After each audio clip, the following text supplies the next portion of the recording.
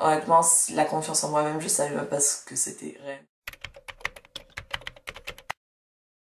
Salut tout le monde, je reviens aujourd'hui avec une nouvelle vidéo et je suis super heureuse de vous faire cette vidéo aujourd'hui. Je vais aborder un thème qui pour moi est un thème hyper méga important et super méga présent dans la société, qui est super méga présent dans chacun de nous. Je vais vous parler aujourd'hui de l'acceptation de soi, comment apprendre à s'accepter, aussi surtout sur la confiance en soi-même. Au fur et à mesure des années, au fur et à mesure que j'ai grandi, j'ai compris que la confiance en soi-même c'est hyper méga important de l'avoir, de l'acquérir. Comment j'ai réussi à m'accepter, comment j'ai réussi à avoir un peu plus confiance en moi, même si je pars du principe que sur ce monde il n'y a pas une seule personne qui a confiance en soi à 100%. Il n'y a pas une manière pour arriver à s'accepter, pour arriver à avoir une certaine confiance en soi-même. Cette vidéo ne va pas être une vidéo listing où je vais vous dire voilà, première étape, faut faire ça, ça, ça, ça, deuxième étape, ça, ça, ça.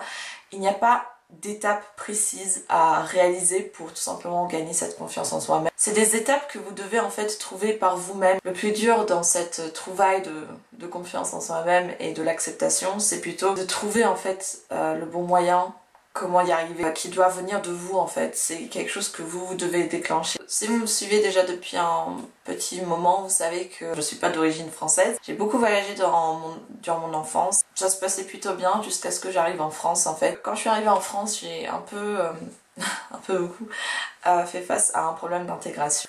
De nature, on va dire ça comme ça, je suis quelqu'un qui est plutôt timide, réservé. Aujourd'hui, c'est beaucoup mieux avec toutes les expériences que j'ai vécues. Je me suis en quelque sorte endurcie, je me suis vraiment forgée. C'est vrai que mes années de collège, je les ai mais pas du tout bien vécues.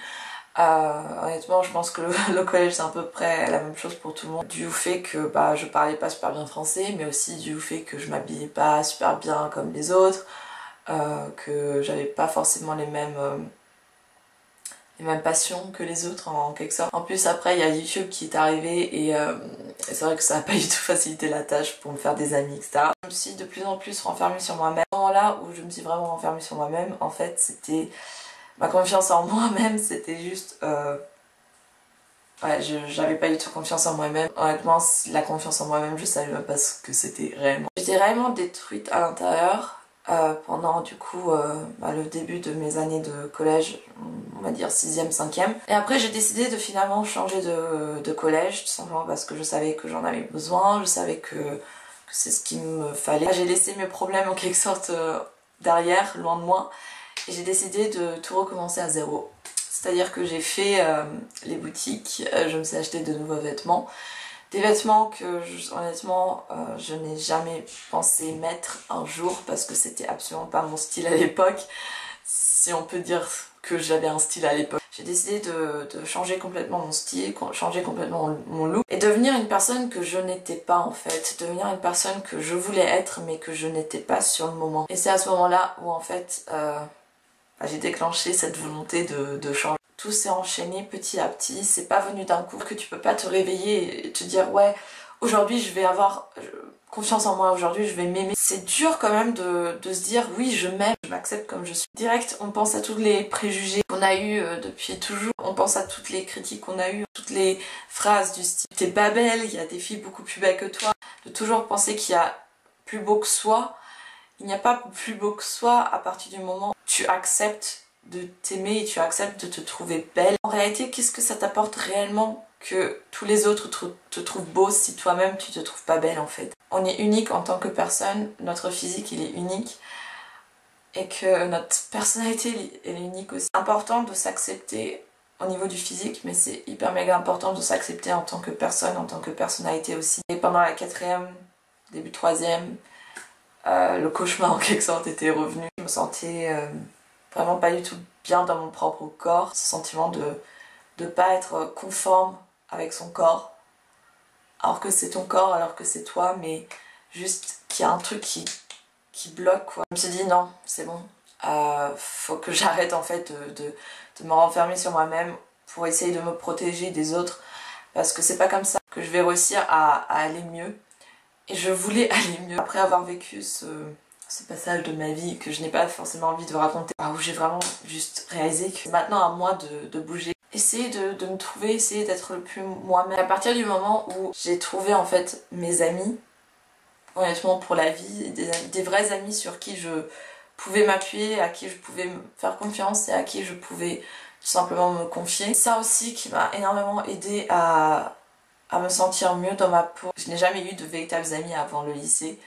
J'ai eu des connaissances, j'ai eu des faux amis à qui j'ai fait confiance et après j'ai fait confiance pour rien en fait. Ça m'a fait vraiment du bien de trouver des véritables amis. C'est quelque chose de hyper méga important aussi de savoir que qu'on a des personnes, certes qu'on a notre famille qui est toujours là pour nous, mais aussi des personnes en dehors de notre famille qui peuvent nous comprendre, surtout des amis à qui tu peux vraiment te confier à 100% et qui sont pas là en train de te juger. C'est eux aussi qui m'ont vraiment aidé à m'accepter, à me sentir tout simplement mieux dans mon corps. Puis un autre truc, ça a été bien sûr YouTube. À côté du fait que j'ai pu en quelque sorte partager ma passion, que moi en tant que personne je peux intéresser à d'autres personnes en fait, ça m'a réellement sauvée, ça m'a aussi permis d'être la personne que je suis aujourd'hui. Après, ce qui a aussi énormément joué, c'est tout simplement le temps en fait. Pour moi, les voyages, ça a été vraiment les moments où je me suis le plus retrouvée dedans, où j'ai vraiment été le plus moi-même. Dans la vie, il y a tellement beaucoup plus de choses à faire, à découvrir, que le fait de ne pas avoir confiance en soi-même, c'est tout simplement un blocage en fait pour faire des choses que tu as toujours voulu faire, pour être tout simplement toi-même. Et honnêtement, ça ne vaut pas le coup, ça ne vaut pas le coup de laisser ce blocage en place. Me dire que je suis comme ça, et pas autrement. Et il y a juste une seule Christina qui est comme ça et pas autrement. Au niveau du physique, je peux plaire à certains, je peux déplaire à d'autres. Au niveau de la personnalité, pareil, je peux plaire à certains et je peux déplaire à d'autres. Le plus important, c'est que je me plaise à moi-même. J'ai encore beaucoup de travail à faire au niveau de ma confiance en moi-même, surtout au niveau de l'activité professionnelle où je suis encore assez timide, assez réservée et où j'ai pas spécialement hyper méga confiance en moi-même. Avant, je me sentais beaucoup plus moi-même quand je partais en voyage, quand je partais dans un pays ou dans une ville où personne me connaissait et où je pouvais en fait être qui je voulais. Depuis que je suis en fac, en fait, c'est vraiment là la première année où je me sens réellement moi à 100%, où je me sens moi à 1000% et où je m'en fous en fait de ce que les autres peuvent penser de moi. Je suis quelqu'un qui est certes extravagante, qui aime bien rigoler, qui aime bien sauter dans tous les sens, qui aime bien chanter, qui aime bien être de bonne humeur. Comme je suis quelqu'un qui aime bien être plus solitaire, plus toute seule et plus réfléchir sur moi-même. J'ai compris que que j'ai tout simplement pas envie de vivre pour les autres. Toutes les personnes que j'ai rencontrées dans ma vie, pas tous, je vais les garder dans ma vie. J'étais très complexée par mon corps, j'étais très complexée par mes rondeurs, par mes formes.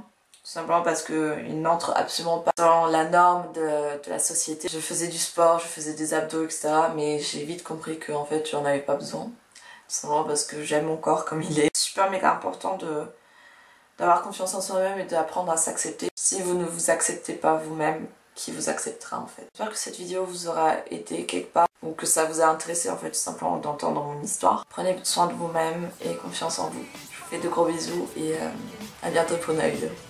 Ciao!